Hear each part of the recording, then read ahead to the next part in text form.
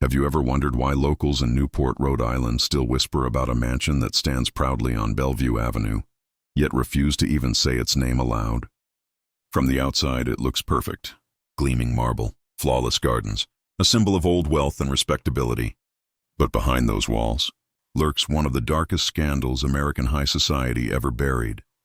Between 1861 and 1863, 7 men died inside that house.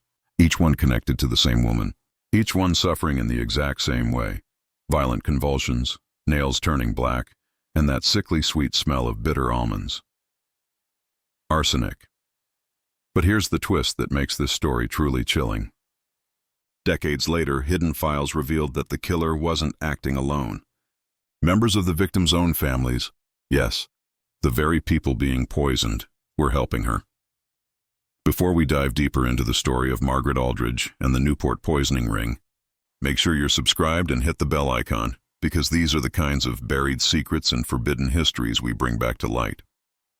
And let us know in the comments where you're watching from. Some of you have actually visited these places, and your insights make these investigations even more haunting. The truth only started to crack open in 1924. Renovation workers stumbled on a hidden compartment in the old library. Inside, bundles of forgotten documents, evidence that rewrote everything historians thought they knew about one of Newport's most respected families.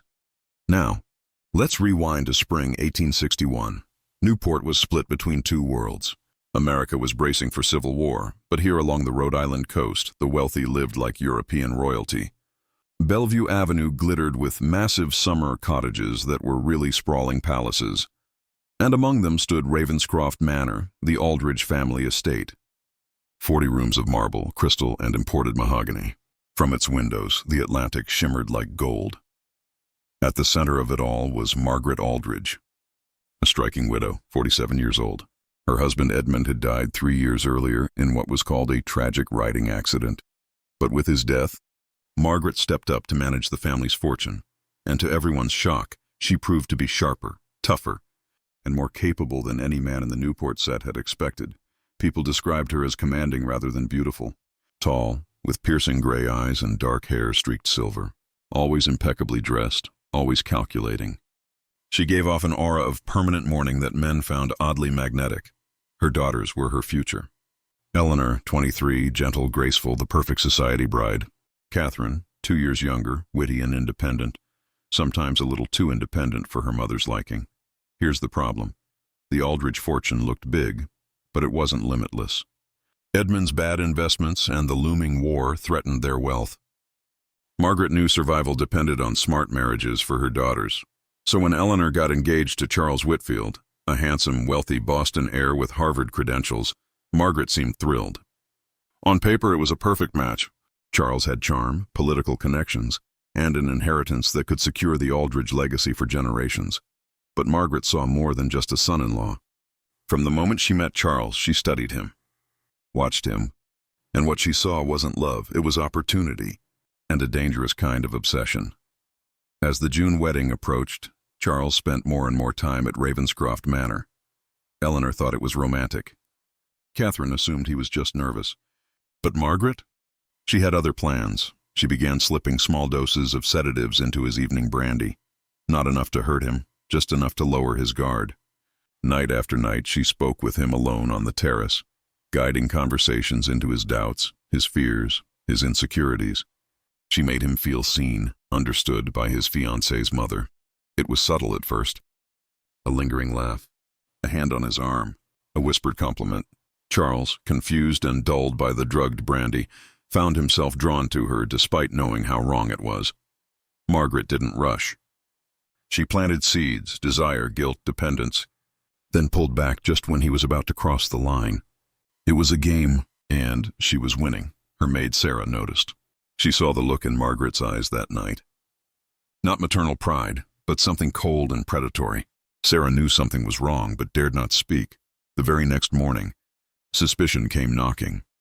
Dr. William Hensley, the same physician who had treated Edmund Aldridge before his accidental death, arrived looking uneasy. Rumors were spreading, he said. Questions about Edmund's final days. About whether his death had been natural, and what happened after that conversation would shatter the illusion of Ravenscroft Manor forever. What kind of questions could anyone possibly have about a simple riding accident? That's exactly what Margaret Aldridge asked her family doctor, William Hensley, when he brought her the news. Dr. Hensley was no stranger. He'd been with the Aldridges for decades. Delivered her daughters, treated their fevers, sat at their bedside through every illness. At 62, with tired gray eyes, he'd seen more than his share of suffering. But this conversation was different.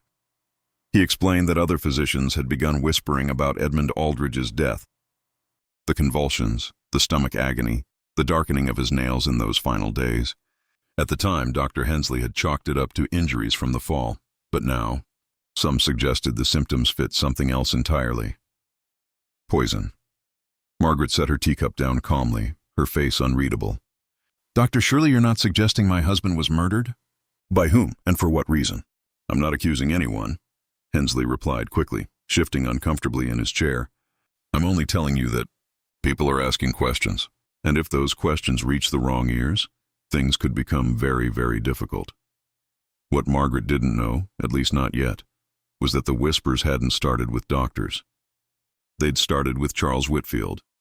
At a dinner party at the Vanderbilt mansion, Charles had casually mentioned Edmund's death to a Boston physician, Dr. James Morrison. Morrison specialized in suspected poisonings, and when Charles repeated the details of Edmund's last days, Morrison's ears perked up immediately. Too many signs, too neat a pattern. From there, the suspicion spread through Newport's medical community like wildfire. But Charles's interest wasn't born from curiosity alone.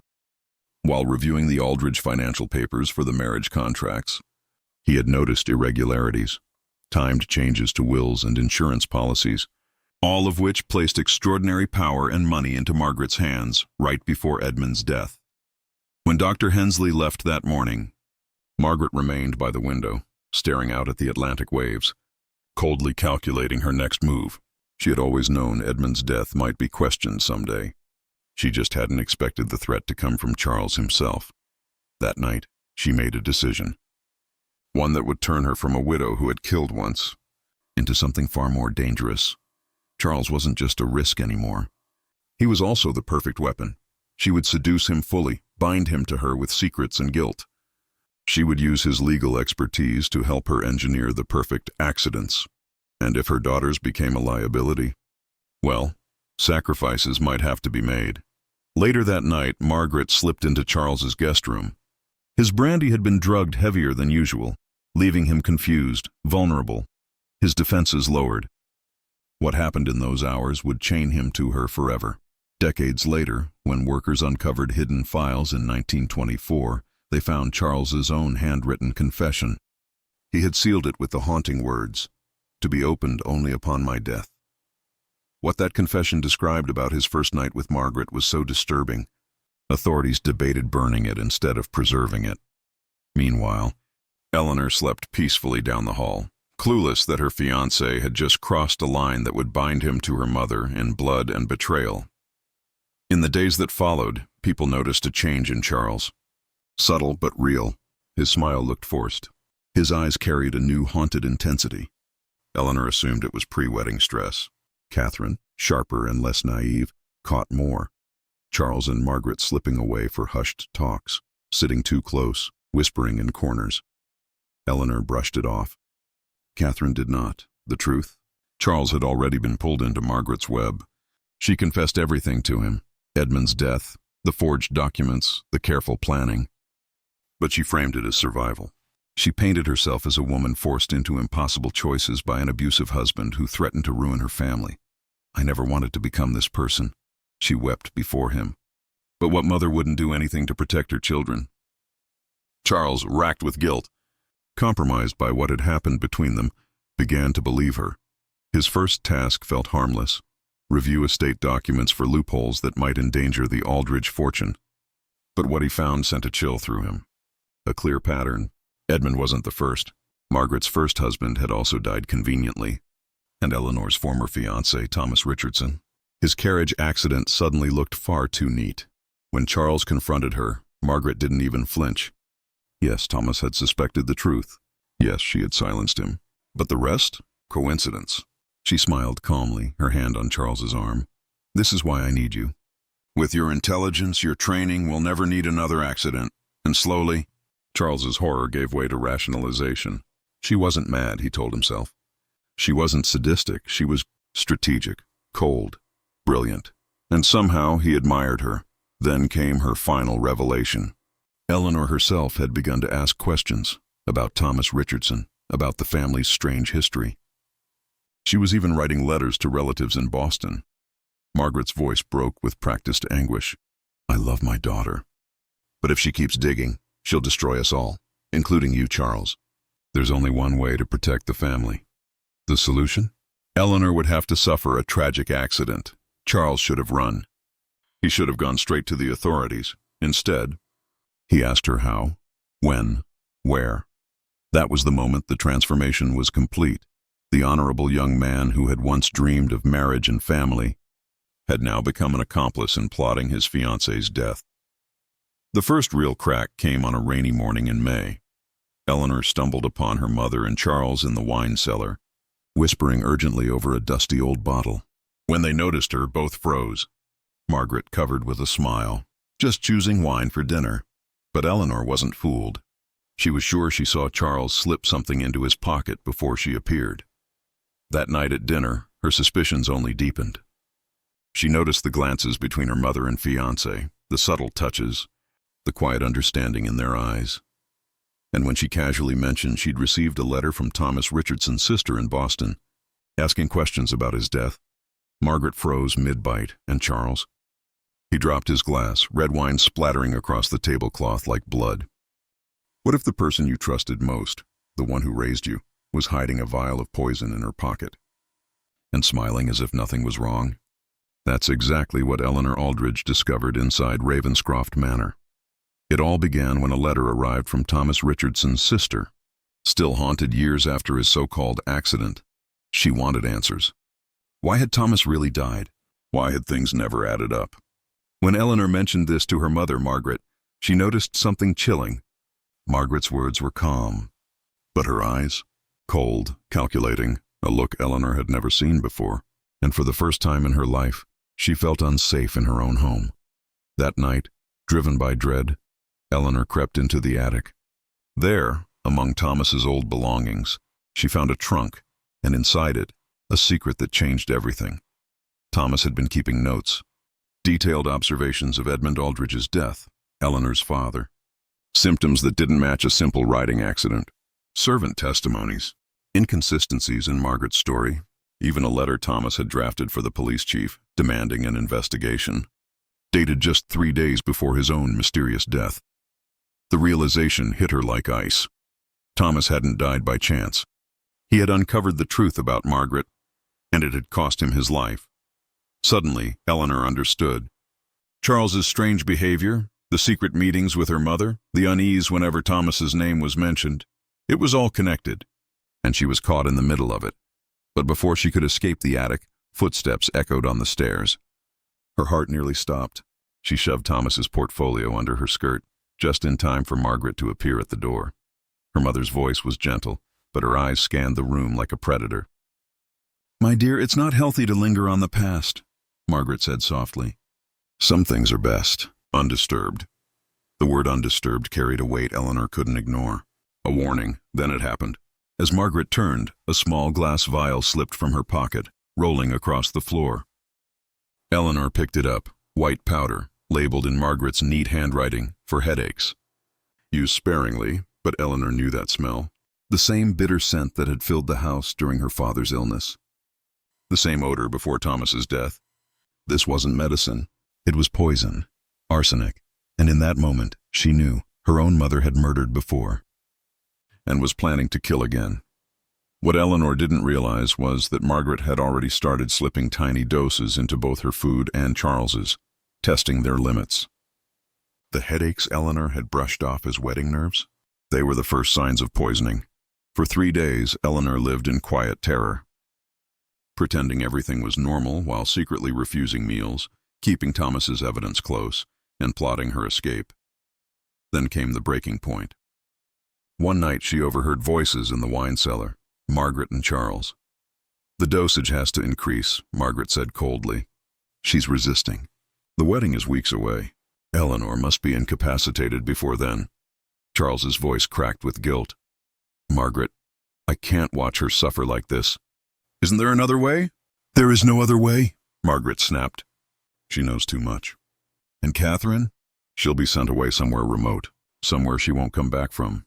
Eleanor's blood ran cold. Not only was her mother plotting her death, she was planning to kill Catherine too. She didn't hear the rest.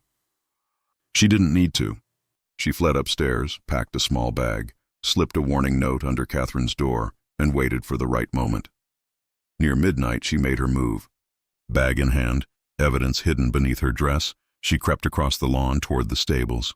But then, her mother's voice cut through the darkness. Going somewhere, my dear? Margaret stood in the moonlight, evening gown gleaming, revolver in hand.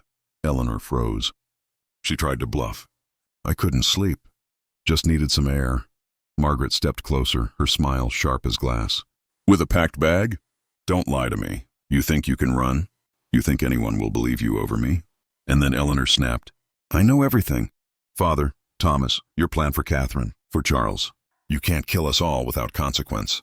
Margaret's smile twisted. Can't I? Watch me. She raised the gun. The night exploded with a gunshot, but the bullet never touched Eleanor.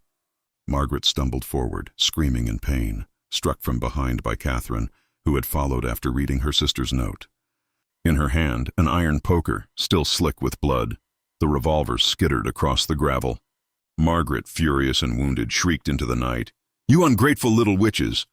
I gave you everything, and this is how you repay me? The sisters didn't wait.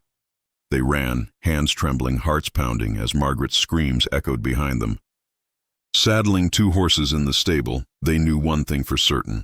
Their lives at Ravenscroft Manor were over, but what awaited them beyond those gates might be even darker.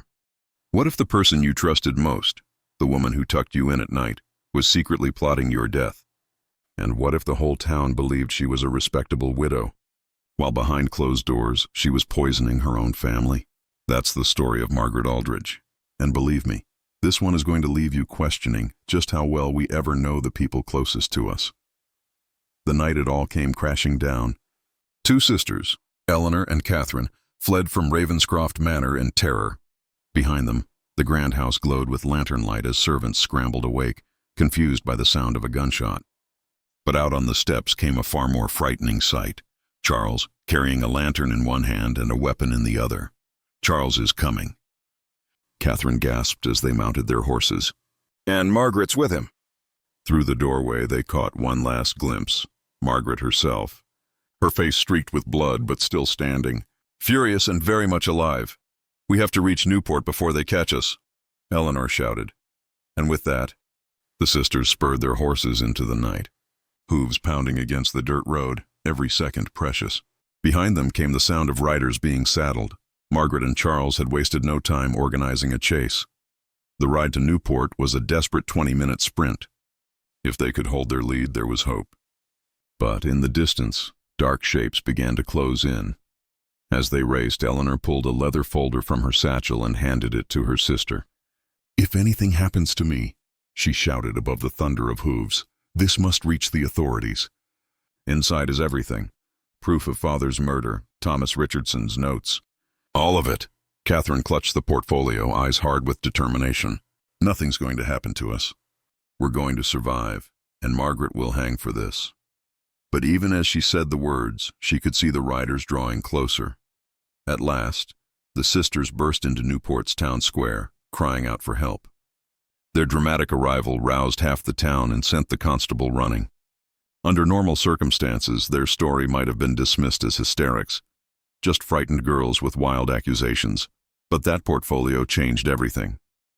Inside were Thomas Richardson's meticulous notes on arsenic poisoning, his suspicions about Edmund Aldridge's death, and details no outsider could have invented. Add to that the shocking sight of Margaret and Charles arriving in hot pursuit, and the town had no choice but to act. Dr. Hensley, dragged from his bed to review the papers, confirmed the medical details. He too had quietly suspected arsenic in Edmund's death. Now, with Richardson's notes, the pieces fit. By dawn, Margaret Aldridge was under arrest. She sat calmly in her drawing room, sipping tea as if nothing were unusual. When confronted, she denied everything with such grace and composure that some actually doubted the charges. But then arsenic was found. Everywhere. In her bedroom. In the kitchen. Even stitched into the lining of her coat. That perfect mask of dignity finally began to crack. Charles's fate unraveled in the days that followed. From his prison cell, he confessed in writing, an anguished account of how Margaret had seduced and manipulated him until he was trapped in her web. He claimed he thought silence would protect Eleanor and Catherine, that exposure would ruin them all. But in the end, he admitted the truth. Weakness and desire had made him her accomplice. The trial was sensational. Newport's high society, people who had once toasted Margaret at elegant dinners, were now forced to face the truth. The wealthy widow had murdered her way to security. Margaret, even in court, never dropped the act. She insisted her husband Edmund had died by accident, that Thomas Richardson's death was nothing but a carriage mishap, and that her daughters fabricated lies to steal her fortune. But the evidence spoke louder than her denials. Arsenic in Edmund's exhumed body, arsenic in Richardson's remains, and most horrifying of all, arsenic in Eleanor's system. Proof her own mother had been slowly poisoning her. The verdict was inevitable. Charles was sentenced to 20 years, though he served only 12 before tuberculosis claimed him. In his final letter to Eleanor, he begged forgiveness, knowing full well that his weakness had nearly destroyed her. Margaret Aldridge received something rarer still for women of her time, the death sentence. On October 13, 1862, she walked to the gallows with unnerving composure, dressed in her finest black silk. Witnesses said she showed no fear, just annoyance at the crowd's behavior, and then it was over. Eleanor and Catherine inherited what remained of the estate, but they left Newport forever, moving west to start new lives far from the shadow of Ravenscroft Manor. Eleanor never married. She devoted herself to helping women escape abusive homes. Catherine married a doctor, had children, and quietly built a new life. Neither ever spoke publicly about Margaret again. As for the manor, it sat empty for 2 decades before being torn down. The land was sold, a new house built, and locals whispered that the original had been cursed. In truth, no one wanted to live in a place haunted by so much blood and scandal. The Aldridge case left one chilling legacy. How many others like Margaret walked unnoticed through society? In a time when women were thought incapable of violence, how many husbands, fathers, and even children fell victim to the one person they trusted most? We may never know, but Margaret Aldridge's story is proof that evil often hides behind the gentlest face. So what do you think? Was Margaret a desperate woman pushed too far? Or a cold-blooded killer who exploited society's blind spots? Drop your thoughts in the comments. I want to hear what you think. And if you found this story as shocking as I did, make sure to like, share, and subscribe. Hit the bell so you don't miss the next tale of dark secrets and forgotten crimes. Because trust me, history is full of them.